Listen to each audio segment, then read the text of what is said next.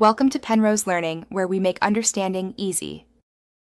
In this video, I will compare FastAPI versus Streamlit. FastAPI excels at building robust, production-ready APIs with automatic interactive documentation, making it ideal for backend services. Streamlit, on the other hand, empowers data scientists and engineers to rapidly develop and deploy interactive web applications for data exploration and visualization, often with just a few lines of Python code. Understanding their distinct strengths is key to choosing the right tool for your project. When it comes to performance and scalability, FastAPI truly shines.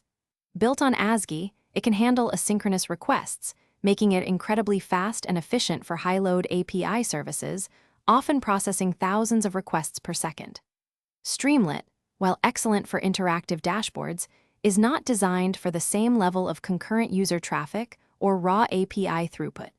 Its focus is on ease of use and quick iteration for data applications, rather than serving as a high-performance backend. Considering use cases, FastAPI is your go-to for building robust RESTful APIs, microservices, and backend systems that require clear data validation and high performance. Streamlit, conversely, is a dream for data scientists needing to quickly showcase models, create interactive dashboards, or build data exploration tools.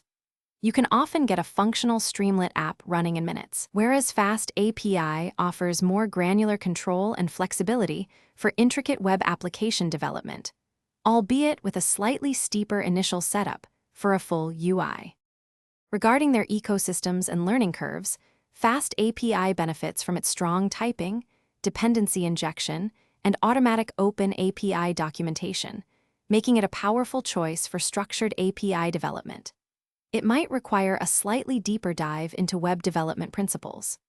Streamlit, however, offers an incredibly gentle learning curve, allowing Python users to build interactive apps with minimal web development knowledge. Its extensive component library and straightforward syntax make it exceptionally accessible for data-focused applications, often requiring just a few lines of code to get started. Thanks for watching. If this was helpful, leave a like and consider subscribing. See you next time.